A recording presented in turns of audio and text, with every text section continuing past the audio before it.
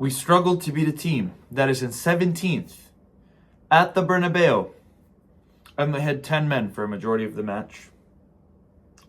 And I had people tell me there's still a fighting chance in La Liga. We're only 1 point behind, bro. We're only 1 point behind. I don't care that we're a point behind. I have eyes. But let's talk about it.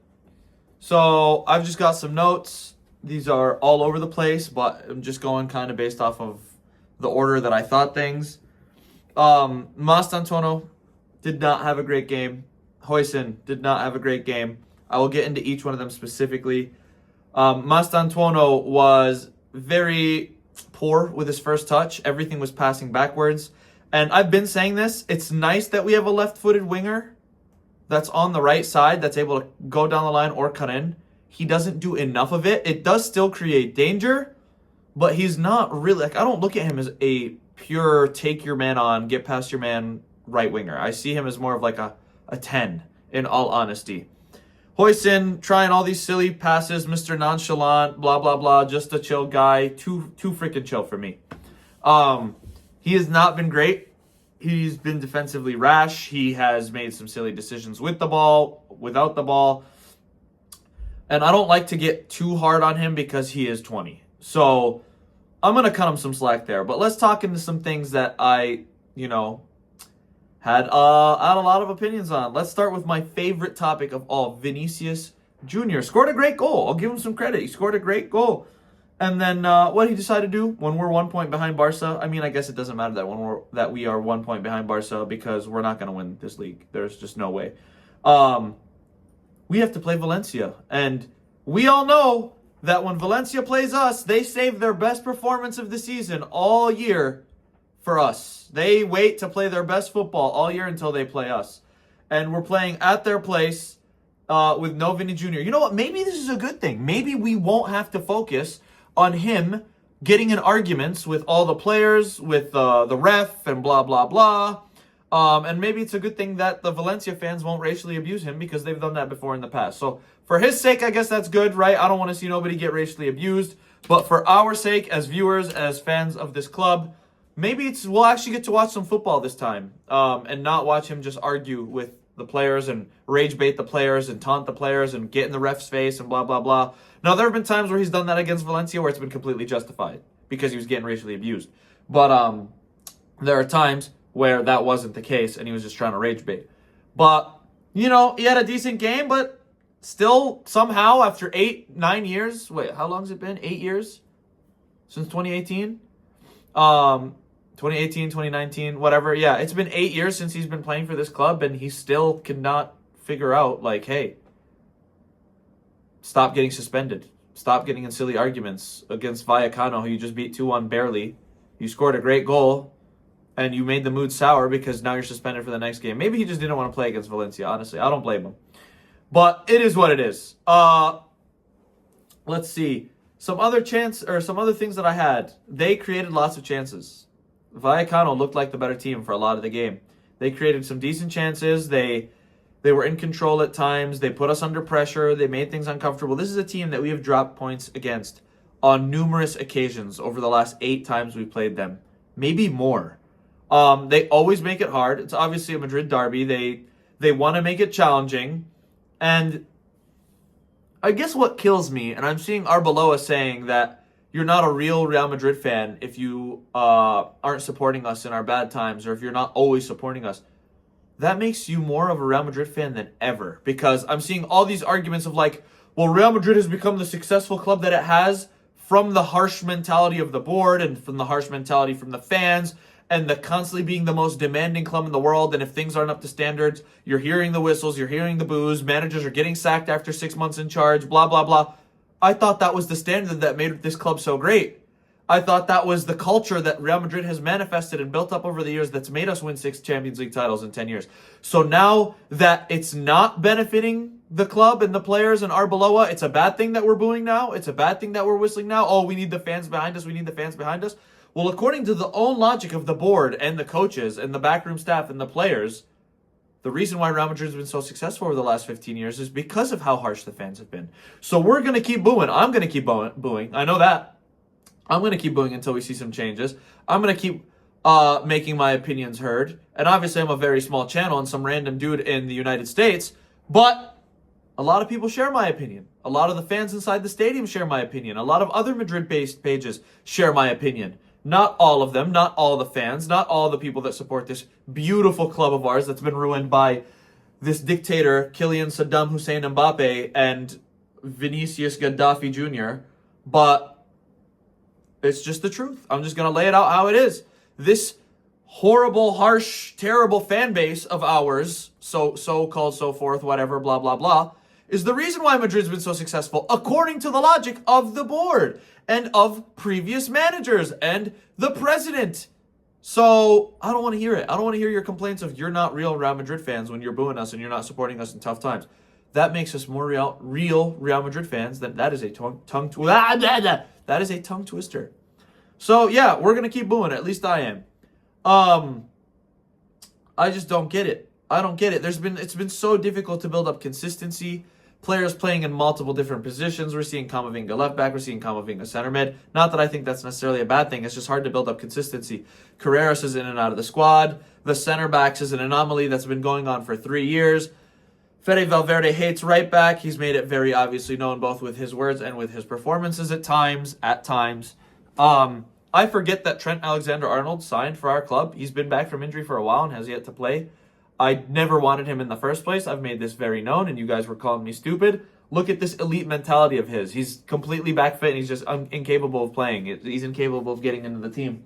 So I don't want to hear it. I don't want to hear it.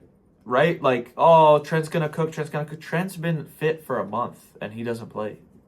And I knew this was going to happen. And I knew that he wouldn't be a good signing. And I knew that things wouldn't work out. And there's already been rumors and suggestions, granted, maybe not from the most credible sources, that he's already looking to leave. And in all honesty, I hope he leaves so that we can sign an actual right back that knows how to play the sport. There, I said it. And one that can stay fit for more than 2 games. Right? I think, what's he played? 4 games for the club? Not including Club World Cup? That's just shambolic. That's woeful. And then you've got freaking... We spent all of last season and the beginning of this season begging for a genuine center forward, a genuine 9, a genuine striker to come into the team, stay in the box, and get on the end of crosses. The football gods, whatever gods you may believe in, someone, the universe, the stars, I don't know, answered our prayers and blessed us with Gonzalo Garcia. Why do we put him in on the right wing? We've got Rodrigo.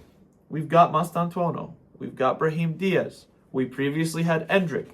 We've got Mbappe. We've all these players that are wide players that can play on the right wing.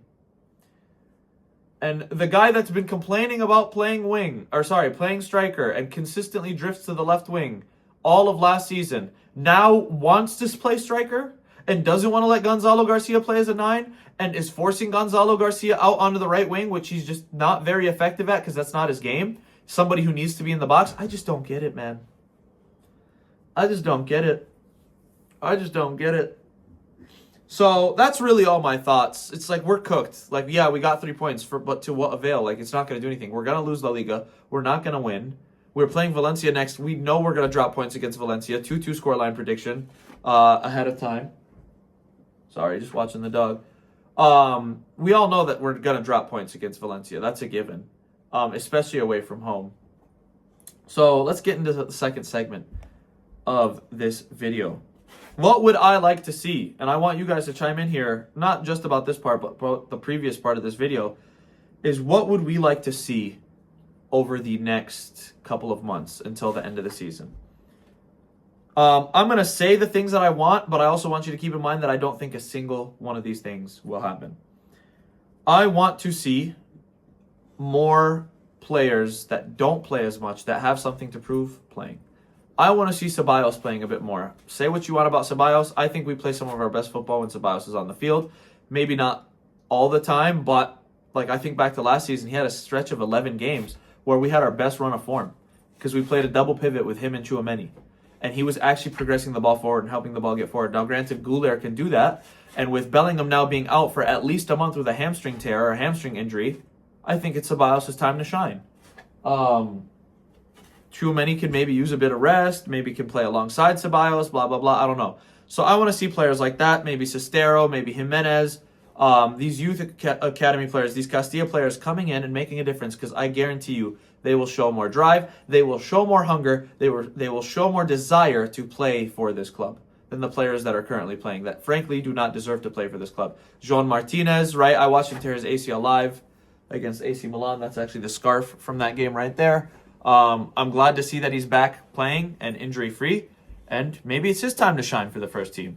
So yeah, that's one thing I'd like to see. The second thing that I would like to see is a little bit more of a structure. Now, this is an argument that we have had for many years as Real Madrid fans. It's like, oh, we don't need a tactical philosophy. We don't need a structure. We don't need a set style of play.